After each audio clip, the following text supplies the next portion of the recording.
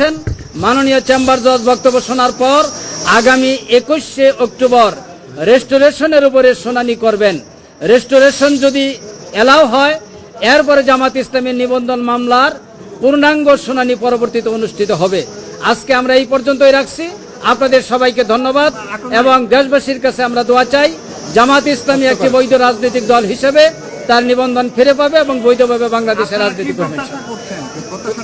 আমাদের প্রত্যাশা তো রেস্টোরেশন ফার্স্ট আইনের ধারাবাহিকতা আমাদের যেতে হবে। প্রথম রেস্টোরেশনটা আমরা আশা করছি এলাও হবে, এরপরে মানে শুনানি হবে মামলা।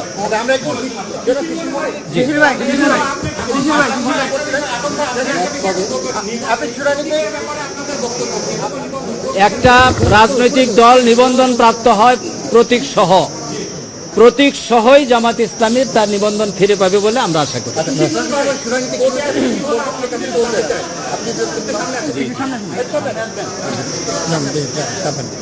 কোর্টে যা হয়েছে যে আজকে মূলত যে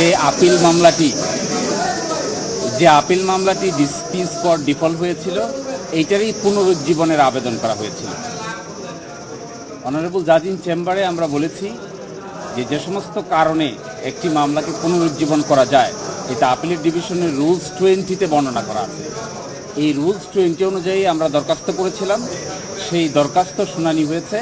সেখানে 21শে অক্টোবর পূর্ণাঙ্গ বেঞ্চে টুয়ার্ড স্টপ অগ্রাধিকারের ভিত্তিতে শুনানি হবে, এই মর্মে আদেশ পাস করেছে। না, হাইকোর্ট যে গ্রাউন্ডে আমাদের নিবন্ধন বাতিল করেছিল, আপনারা কি গ্রাউন্ডটা সর্বোচ্চ তুলে ধরেন? জি, প্রথম কথা হলো হাইকোর্ট ডিভিশনেই এই ব্যাপারে ডিভাইডেড। আপনারা জানেন 2 জন বিচারপতি নিবন্ধন বাতিল করে রায় দিয়েছেন, আরেকজন বিচারপতি নিবন্ধনের পক্ষে রায় দিয়েছেন। মূল আর্গুমেন্ট করেছেন, নিবন্ধন বাতিলের পক্ষে যিনি আর্গুমেন্ট করেছেন তিনিই বলেছেন যে ব্যক্তি নিবন্ধনের মামলা এইভাবে বাতিল করার জন্য দায়ের করেছেন তিনি নিজেই পক্ষ দোষে দুষ্ট। কারণ এই যদি কারণ হয় কোনো রাজনৈতিক দলকে ধর্মভিত্তিতে কিংবা কোনো ধর্মীয় আচার আচরণের ভিত্তিতে পরিচালিত কোনো রাজনৈতিক দল পৃথিবীর কোথাও নিষিদ্ধ করা হয় না। এবং Jamaat is a democratic political party. বাংলাদেশের সকল পার্লামেন্টে জামাতের রিপ্রেজেন্টেশন ছিল। এইভাবে কোনো কাউকে নিবন্ধন থেকে বাতিল দেওয়ার কোনো কারণ থাকতে পারে না। এটি গণপ্রতিনিধিত্ব অধ্যাদেশ 1972-এর পরিপন্থী, বাংলাদেশের সংবিধানের পরিপন্থী, বাংলাদেশের সংবিধানের 38 অনুচ্ছেদের পরিপন্থী। এই জন্য এটি কখনো গ্রহণযোগ্য হতে পারে না। ডেমোক্রেসিতে কোনো পার্টিকে নিষিদ্ধ করা হয় না।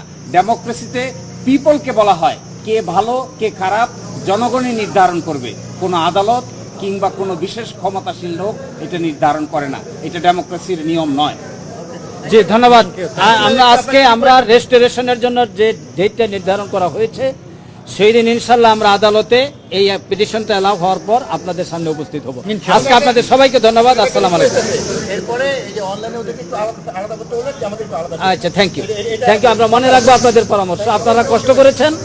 জামাত ইসলামের পক্ষ থেকে আপনাদেরকে আবারও মোবারকবাদ। আসসালামু আলাইকুম।